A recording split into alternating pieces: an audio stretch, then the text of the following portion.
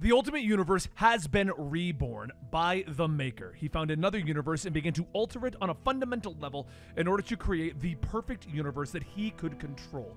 That was until Tony Stark and the Reed Richards of that universe became Iron Lad and Doctor Doom, destroyed everything the Maker had made, and sealed him in a prison for 2 years. They then traveled in time, 6 months into the future, where in their heads the world is going to be corrected. But as they've discovered, they need to fix things. This is the Ultimates #1, basically the Avengers of the new Ultimate Universe. Tony Stark turns to watch the news report. It's been 6 months since the Maker's Council attacked New York under the guise of Tony Stark being a terrorist. But they had used the Immortus drive to launch themselves into the future, to escape from the Maker's Council. Tony turns back to his team. Okay, we can fix it, he tells them, though he isn't quite sure how, as he now has a wounded God of Thunder and a super soldier still frozen. But they have 18 months until the Maker is freed. 18 months to come up with a plan to stop him. A mess, Reed Richards as the new Doctor Doom agrees. But Tony smiles, tapping his chest. All right, but we have a time machine. We can fix it, Tony says with determination. He sits with Reed and works on the calculations, determining that they can use the Immortus engine to send things back in time to the 6 months that they lost, establishing a world of heroes so that when the Maker appears, they will have the heroes that he stole facing against him. Tony writes Ultimates on the chalkboard, circling it. It'll be a kind of superhero resistance network created from the post-human catalysts and files that we stole from the Maker, connected by Stark Tech and Common Cause. Tony explains to Doom. Doom glances at the images of the Fantastic Four from Earth 616. You propose that we recreate this other world here, this Earth 616? Doom asks, and Tony nods, explaining that their world needs heroes in order to survive. The images flip to those of the Incredible Hulk. This world is not that one. Realities diverge. The Maker purged himself of mercy. The people in these files are likely dead. This Doctor Doom, who's Reed Richards, says softly. Tony nods, agreeing, but believes that by using science, they can choose likely candidates to take up the mantle. Reed thinks on it for a moment before nodding with his helmeted head. Leave the calculations to me. We'll build your ultimate network 6 months in the past and have your army overnight, he tells him.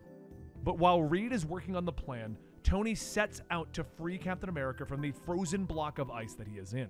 But when Steve Rogers learns what has happened to the world, which includes the fall of America, he doesn't take it well.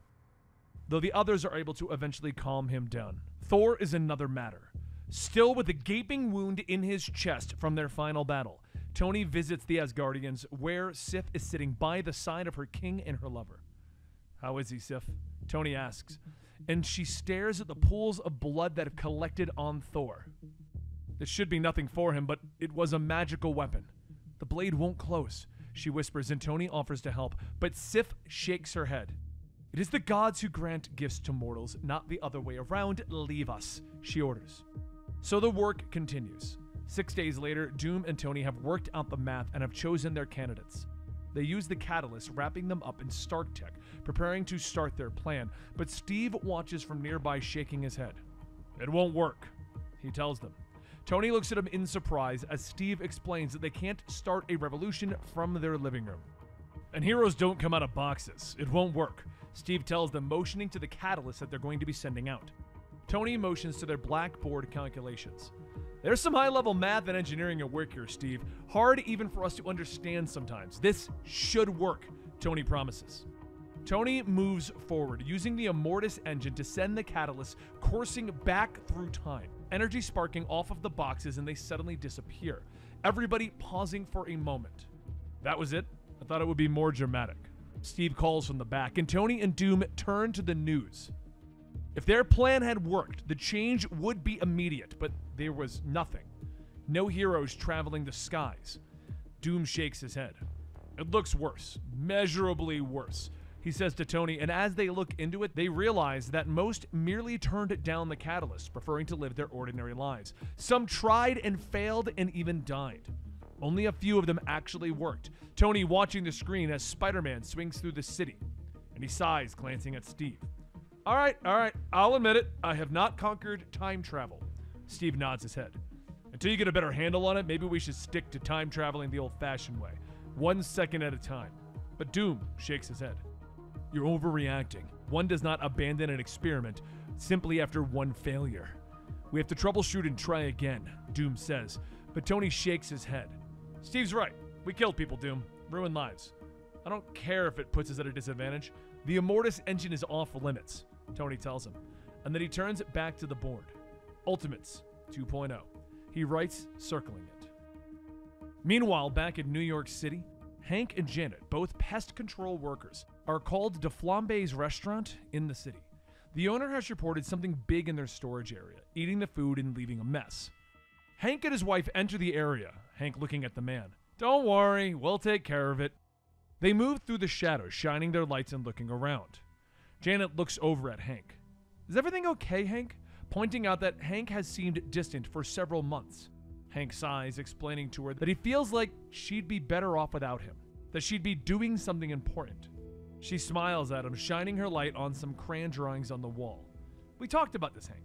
I love you. I love our life together. But I do admit I'd like us to do something more important together, possibly start a family. There's more to life than squashing bugs, you know. She smiles at him. Around the corner, they see the Moloid family cowering in the corner, mother and father trying to protect their kid. Back out on the street, the owner asks if they have found the issue, but Janet whirls on him, anger flashing in her eyes. No way! You've got Moloids living down there. From what I could see, an entire extended family. All right, I'll pay double, but you do disposal, the owner says, but Hank and Janet both refuse, explaining that they don't remove anything that has culture. Those are people. You have to draw the line somewhere, she says as they both head back to their van. They begin to drive through the city, with Hank beginning to question if they are right about the Moloids. Most people don't see them as anything more than animals. He points out that killing them is not even a crime. Suddenly, Hank hits the brakes as someone floats down in front of him. Hank Pym? Janet Van Dyne? Tony asks from his Iron Man armor in front of their van. We need to talk, he tells them. Hank stares at him for a moment before slamming on the gas and peeling out, screeching around Tony and driving away. Janet looking back in shock. Was that Howard Stark? I thought he was dead. Wait, how did he know our names? Hank, what's going on? Hank looks at her nervously. You know I'd never hurt you no matter what, don't you, Janet? Janet looks at him in confusion, wanting to know what he is talking about, but something slams in front of the van, grinding it to a halt. As the crash settles, Hank looks at Janet. I'm sorry, Janet. I love you. I'm so sorry.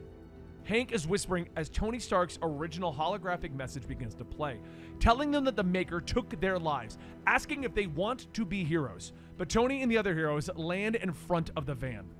It's us that should be apologizing. I'm sorry about the van. We're still figuring out how to do all of this, Tony says, glancing at Sif, and she shrugs. They're still alive. How much more gentle could I have been, Mr. Stark? Tony's helmet slides away as he quickly tries to explain everything, his recording droning away in the background, explaining that they all should have been heroes, but due to the Maker's meddling, Hank was involved in an accident that left him with brain damage. You're Tony Stark! You killed thousands! Janet snaps as she pulls herself into the van. I hope you're not one of those people that believes everything that she hears, Mrs. Van Dyne.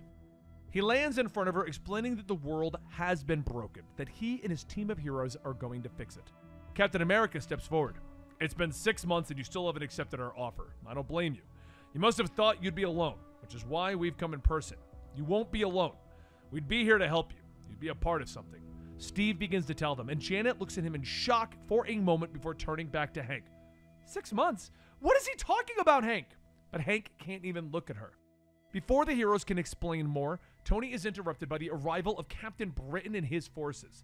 The heroes turn to face him as he speaks in French. Why is the man that you're calling Captain Britain screaming in French?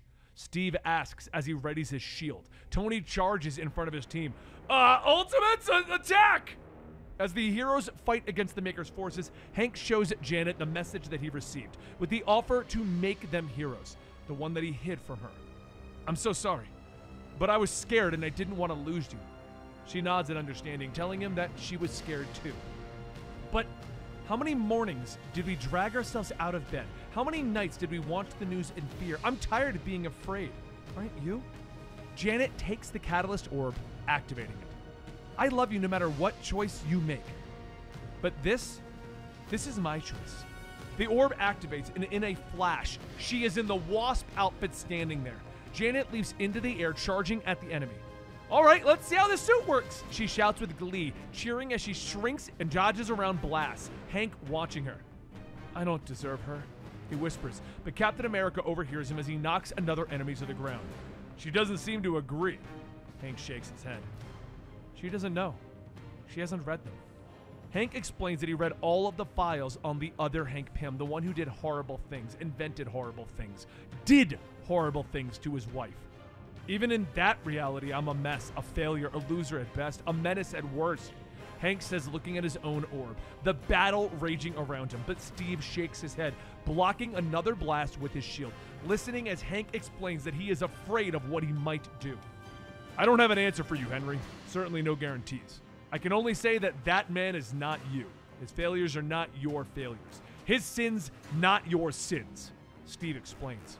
Nearby, Tony continues to fight Britain, while Thor and Sif rise above the battlefield, calling down bolts of lightning on Britain's giant warriors.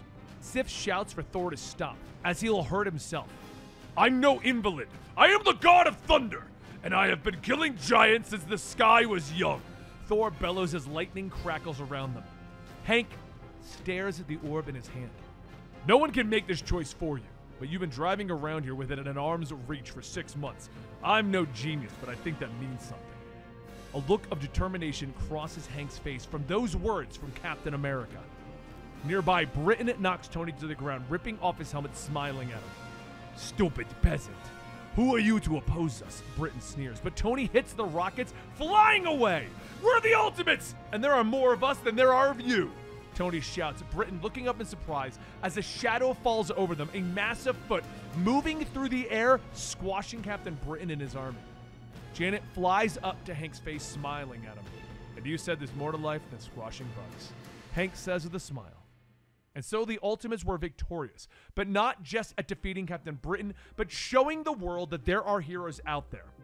Back on Tony's space station, the team watches the news showcasing Giant Man's massive foot. Well, it's an announcement, but what are we announcing? Doom questions, and Tony looks at his gathered team. I think it says, the Ultimates are here, and we're going to leave a mark.